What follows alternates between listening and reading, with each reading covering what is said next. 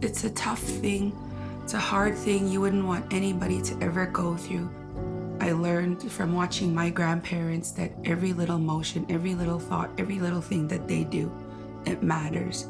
And all the things I watched from my grandparents was their love, their kindness, their forgiveness, their gentleness, their humbleness. And when things come, I noticed in my life that are difficult, their words, their actions, it all comes, and that's that immense love. And that's the way I feel for my boy.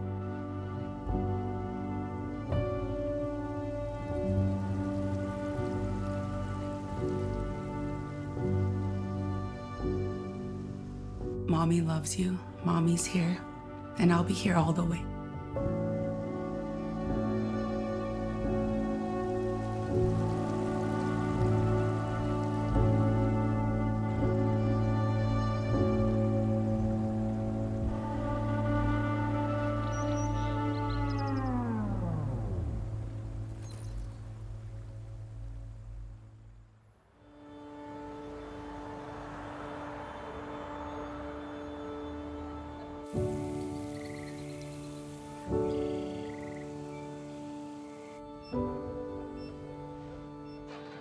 Strathmore, Alberta is a quiet suburban town on the Trans-Canada, 40 minutes east of Calgary.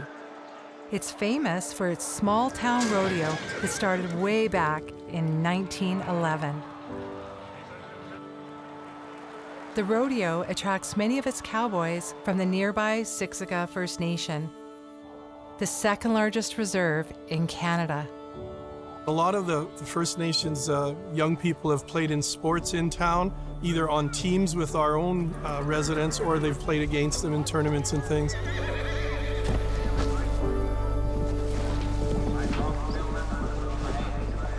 The relationship between Strathmore and Siksika is complicated. There's always been an undercurrent of racism. It boiled to the surface with a senseless murder on March 17th, 2019. Here I am working for the town of Strathmore and working so hard to create a better relationship with Indigenous people, and then the worst thing that could happen happened.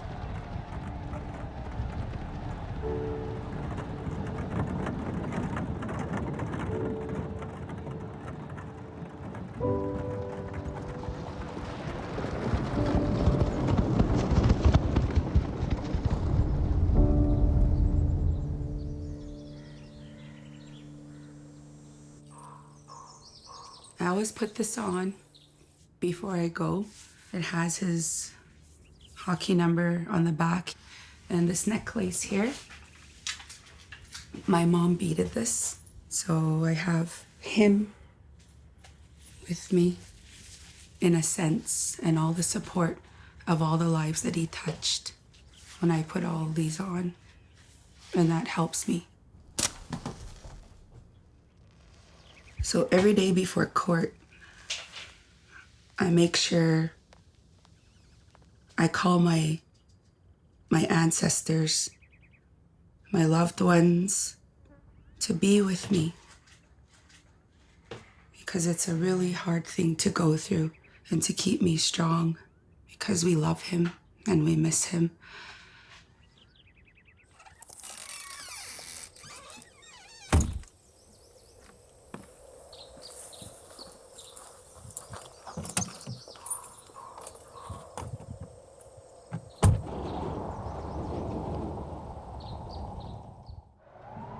Melodie Ayoungman has been attending court for 2 years. Two brothers from Strathmore, Cody and Brandon Giffen, are charged with the murder of her 24-year-old son, Kristian. She's got her Christian skirt on right here and her bow. Okay, you got that side? There. There.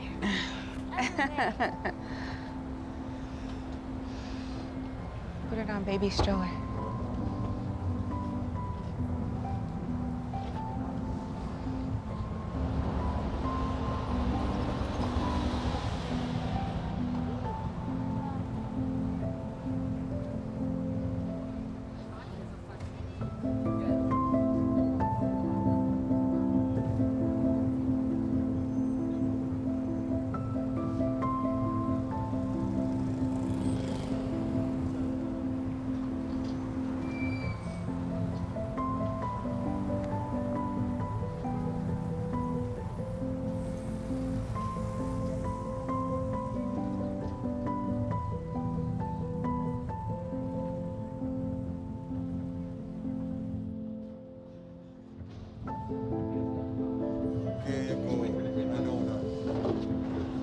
good people.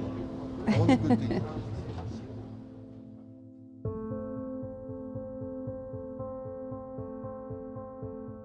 One of the fond memories is when he learned to open his crib.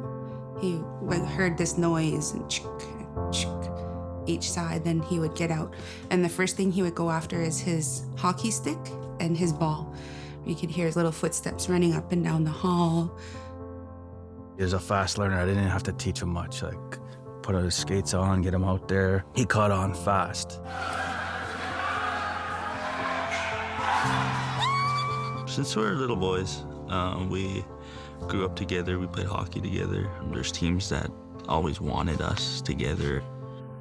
There's also teams that got rid of us together, you know, because they knew we're a package deal, they say. He was just an awesome guy, fun guy to be around. He was very honest with you and just a overall good friend. As he got older, he was really good in all his grades. The teachers loved him. He was the top of all his classes. He excelled in anything you put in front of him.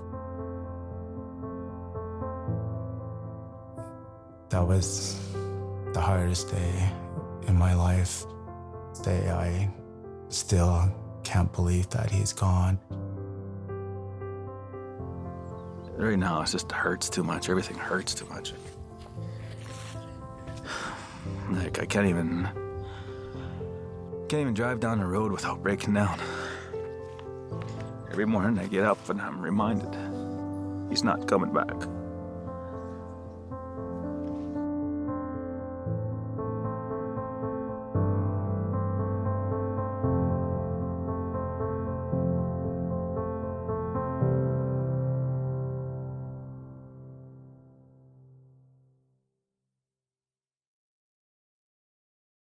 I know Melodie has been diligently attending court, and I mean, I applaud her basically being able to go through this.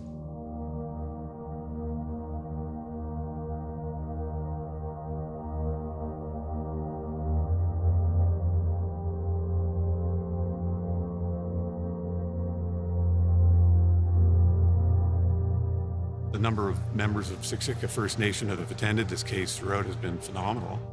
It's clear that that whole community is grieving and helping Melodie grieve. I just like to thank each and every one of you for being out here today. I know my son has impacted each and every one of us, and I thank you all for all your support, your love, your prayers. It really means a lot to our family because Kristian was a very special boy, and he grew into a very fine gentleman. My heart is touched today.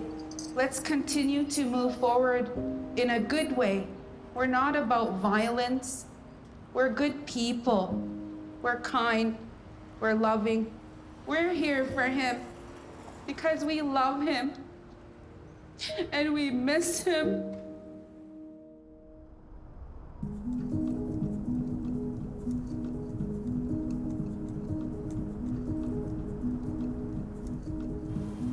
It's closing time and we all walk outside, me, Brooker, Kristian, Ryley, and this boy, Cody, asks if I have a pack of cigarettes that I can buy off of him for $20. Kristian told him that he had a pack in the vehicle, but there are some missing, and they seem quite upset over it because it wasn't a full pack, and Kristian told him, well, that's all I have right now. Take it or leave it. I'm just trying to help you out. So they started to become rude.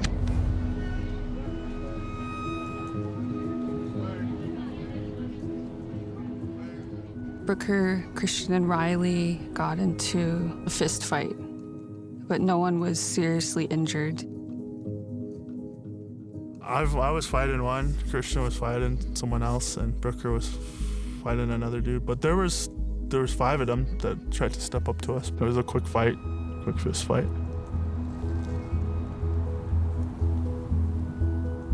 So it was like settling down, and they said their piece. But then Cody said, don't go anywhere, we're coming back with a group of guys. It was just a bar fight, and then the fight ended. I shook the guy's hand after. That was it, you know? And then we brought my dad's friend back, and they just happened to live at the same apartment. For some strange coincidental reason, the other party offered an individual a lift home, and Brandon lived in that same apartment complex. We got out, and another argument happened at that apartment building. I heard Brandon say, "F this, I'm gonna go get my gun." And then he ran inside, and then I seen him coming out of the doorway. I seen like a figure of a rifle, so we just took off.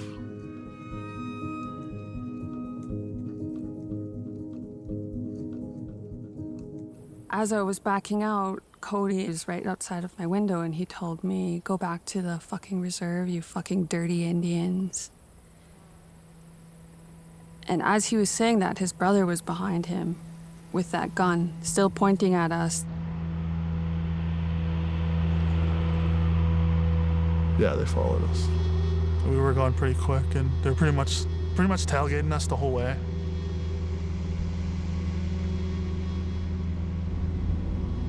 The Giffen brothers decided they would pursue these people out of town, just south of Strathmore.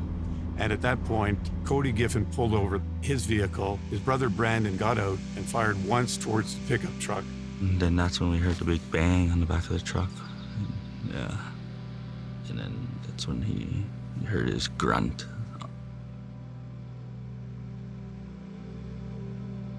He said, "They shot me. They got me, bro. They got me." Immediately, I tried to, cover his wound. I tried to keep talking to him, just to keep breathing. And he was grabbing my arms really tight. That's one thing I remember. He was grabbing my arms really, really tight. And he was telling me he was scared. Like, he was saying he was scared. And I was like, "Just breathe, bro. Just breathe. You're good. You're good.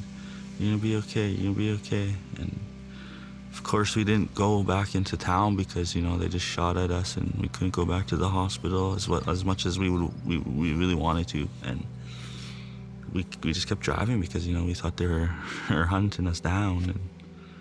And finally, he his eyes rolled back and he went limp, and then that was it. Yeah, we were kind of screaming at her to turn around, to go to the hospital because he was dying. We were scared too. We didn't know what to do in the moment. It was such a spur moment. Like, everything just happened so quick. People today really guilt me on why didn't I go to the police station? Why didn't I go to the hospital? Like, yes, I could have went to the hospital, but they had a gun. Brooker was yelling at me to turn around. He was trying to grab the wheel, and I said, "No, I'm scared." I said, "Brooker, I'm scared. If I turn around, they could be in a pullout waiting for us, and they can shoot again, and they might get all of us."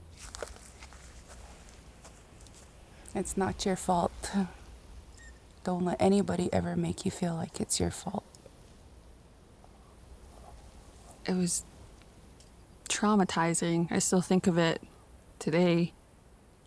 It's really tough. It still is tough today, like 2 years later.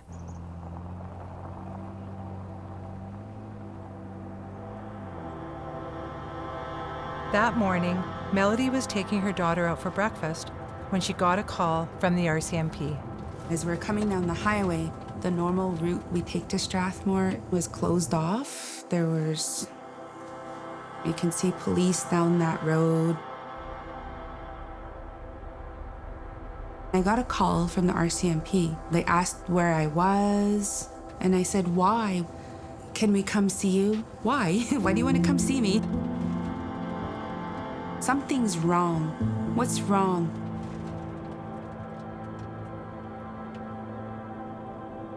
And then as I came driving down this road, and the RCMP were parked here, there was a couple of trucks.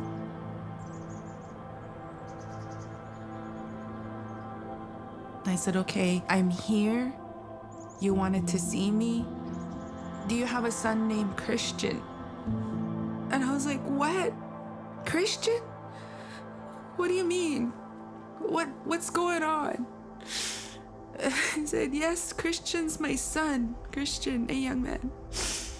And they said he was a homicide victim. My son? Where's my son? I want to see my son. Where is he? Where is he? I want to go to him right now. Bring me to him. And they said he got shot and he passed away. And I said, no, not my boy. No, not Kristian. No, what happened? What happened?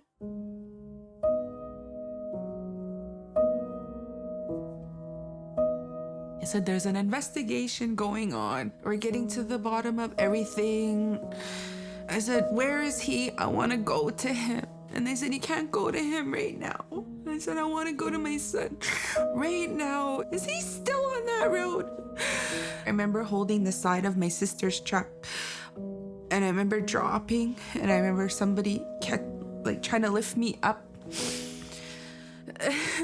And I remember jumping around and yelling, my boy, not Kristian, no! No, not Kristian, no!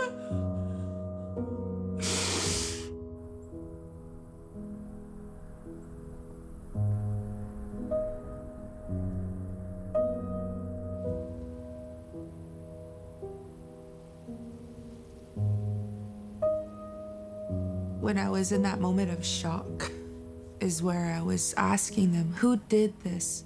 Tell me. We're doing an investigation. And I think I even told them, you didn't catch them?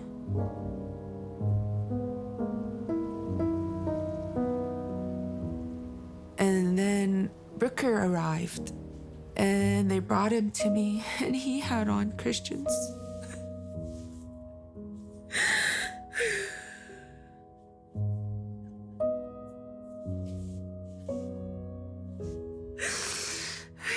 He still had blood on him from Kristian. And when I saw Brooker, and he said, I didn't get to change. I said, okay. I said, I don't care. Let me hold you. And I hugged him.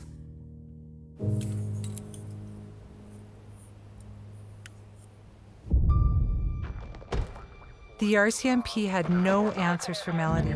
It would take them 2 days to make an arrest, giving Cody and Brandon plenty of time to develop a story. But the police treated Brooker and Ryley very differently. At the time, it was not good. I was trying to follow him into the ambulance, and then they just threw me on the ground. They just threw me in the back of a cop car. I was thinking, do they think I did this? They were treating us like we did it. They wouldn't let me call any of my parents, or I couldn't call the Siksika crisis or anyone. They told us, no, guys can't call anyone. You gotta wait till the investigators come. You know, they were locked in cells for 12 hours. No offer of water, no phone calls. Yet, 2 days later, when the shooter and the brother, he said, oh, do you want some coffee? Do you want a burger from A&W, you know? These boys had 2 days to get their story and to try and hide the guns.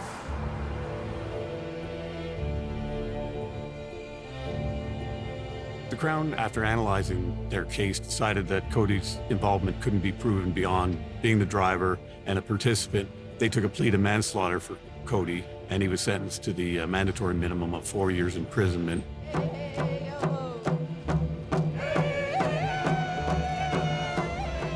While Cody's manslaughter plea was accepted, Brandon, the shooter, is on trial for first-degree murder. If the defense is accepted and it was Brandon's intent to fire a shot to scare them, then his intent wasn't to actually injure anyone. and therefore he would be only guilty of manslaughter. However, if the Crown's correct and he intentionally took that high-powered rifle, aimed it at that moving truck, and tried to hit the truck with the intention of hitting a person inside it, then yeah, he would have the intention for murder.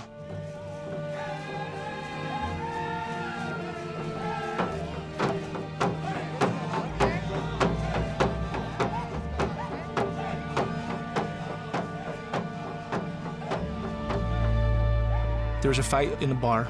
The defendant goes back to his house to get a gun. But once the victim saw that gun and they took off, the objective of scaring has already been achieved. The only reason why you would continue that is because you don't want to scare them. You want to do something more. Like, it was stated in the whole proceedings that, he only wanted to try to shoot to scare them. That's bullshit. To drive around for 10 minutes, yeah, that'll scare them. Our kids were scared. But to go as far as lifting, aiming, shooting, there's more intent there. They pulled over to get out, to allow the marksman, to allow the rifle shooter to steady his aim and take that shot. Shoot it in the air if you want to scare people, but to get out, stop the car, and allow him to line up, shoot, yeah, that's murder.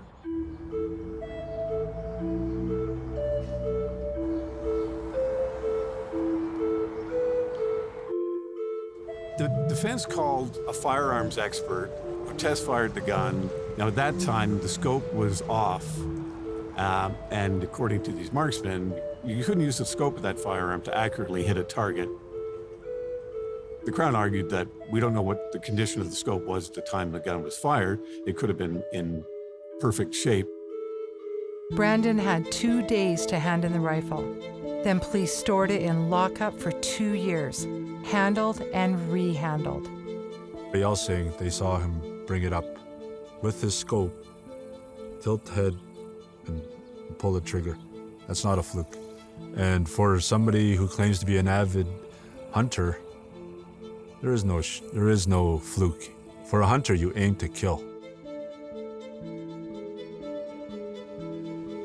Brandon's Instagram account is filled with photos of his hunting skills and a video of him teaching his 3-year-old daughter to shoot. Hold it down. There you go. Now, don't put your fingers on there until that guy tells you, okay? Ready? Keep going here. Okay, ready? 1, 2, 3, go. Woohoo! Yay! The outcome that I want to see is in life, when you do something wrong, you're held accountable. This person took a life, a very precious life. So I expect the courts to make the right decision. And it's their turn to look at history and to make a change and to really make a difference for First Nations.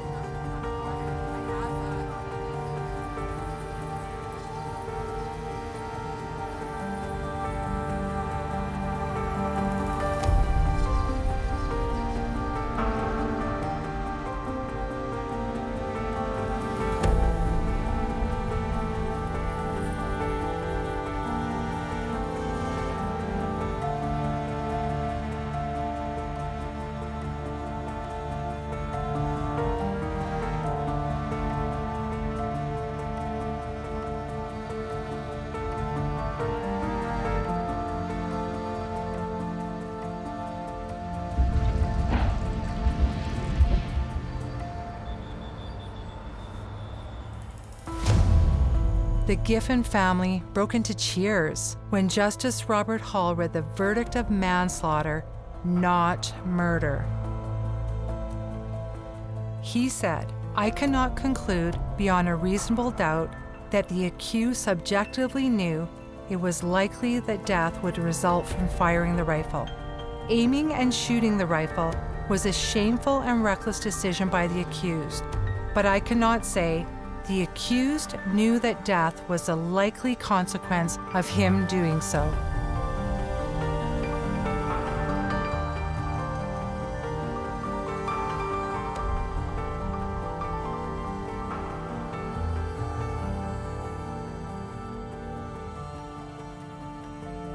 I can't tell you how dismayed I was as this judge spoke about the case. And I was particularly horrified by the blaming language about these Indigenous children that was purely subjective, that didn't have any proof, and that blaming language continued as he brought forward this verdict of manslaughter.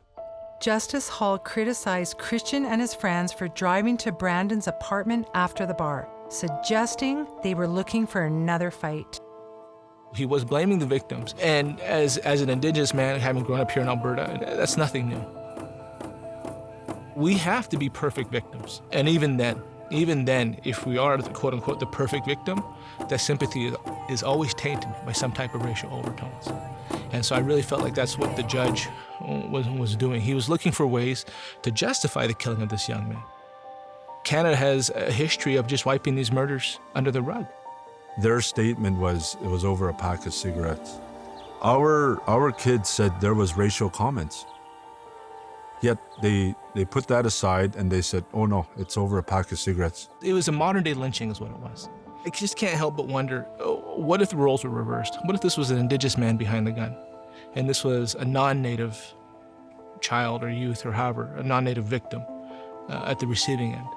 Would that judge have found the same type of leniency? Would be locked up like no problem. It wouldn't take 2 years to sentence someone who killed someone. It would probably take 30 days. No chance of parole at all.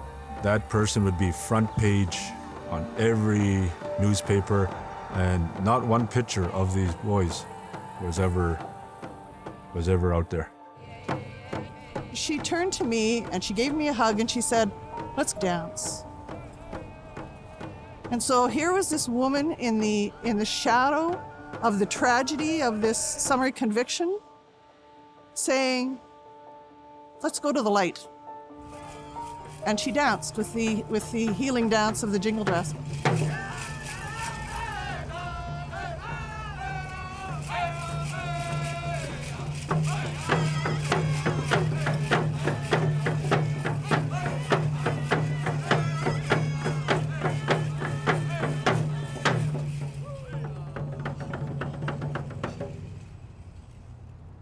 Today we're disappointed with the verdict from the judge, but that's on him. It's on the court system.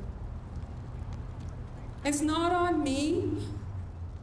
It's not on any of you. It's not on my children, and it's definitely not on my son. But if there's anything we can take away from today, learn from my son,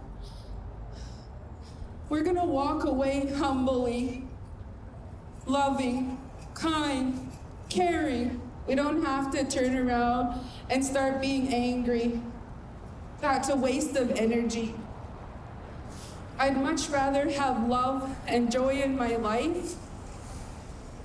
I have my kids that I have to be there for. So from here, I'm gonna keep moving forward and continue on our healing journey. Drummers, can you continue to sing? We need to heal. Thank you.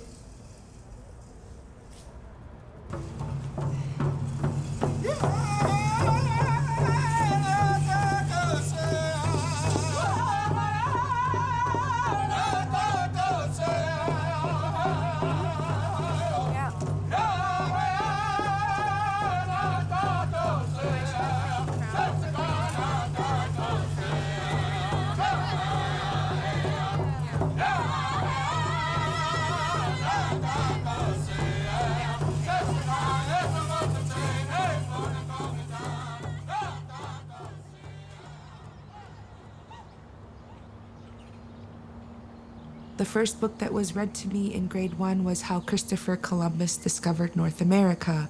He discovered the dirty savage Indian, and the teacher was reading this to us and a group of my classmates. And before that, all the classmates, we all got along. I had many friends. After she read that book at recess, they were calling me Indian, dirty savage Indian. I was getting all these names and I had no friends that recess. And I came home crying. So it's evident there's racism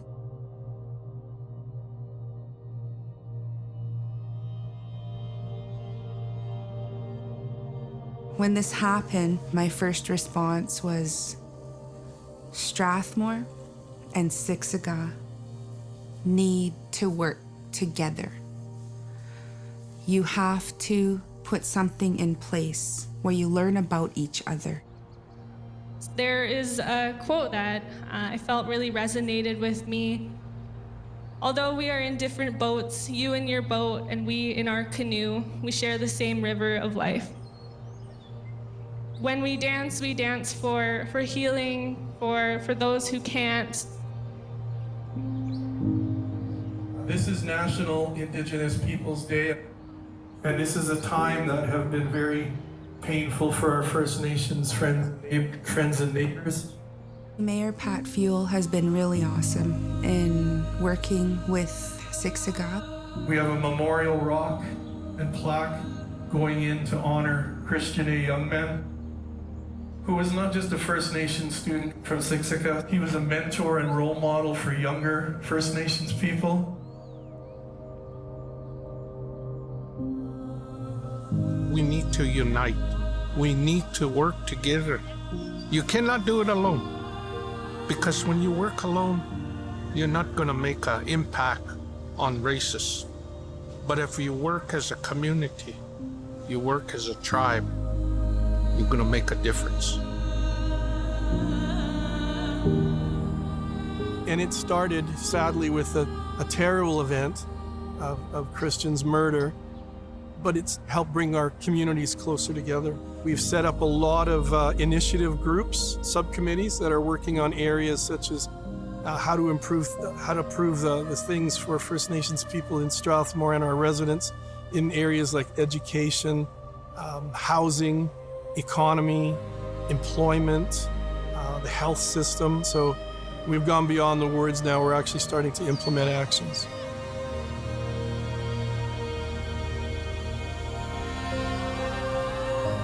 I truly admire her strength and how positive she is, because I couldn't imagine being in her position. I think a lot of people would be angry and they wouldn't want to deal with this. It sets such a good example to put aside all that anger and that we could do something good. One of the things that really spoke to me was that this mother that had just suffered the most horrific loss that any human being could ever imagine didn't choose to act in anger or in retribution. She chose instead to move forward in love. So for me, Kristian's legacy will live on, and how we'll honor that beautiful spirit that the Ayoungman family has shown to this community. They've really given us a path forward.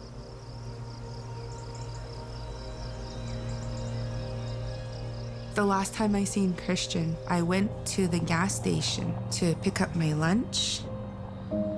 Kristian drove in front of me. He stopped and he comes stepping out like a handsome prince. My boy! And then, Mom! Kissed me, hugging him. I love you, my boy. And I was like, well, I have to tell you. He's like, what? We're planning a surprise birthday party for you. And you have to make it. And he goes, if it's a surprise birthday party, Mom, why are you telling me? We're gonna do a surprise birthday party for him on the 17th because that was our payday that Thursday. Little did we know that was gonna be his funeral. And I got the huge hug from him, kiss on the cheek, I love you, Mom. And he was just standing and smiling at me, and I was looking at him and I love you, my boy. I love you too, Mom.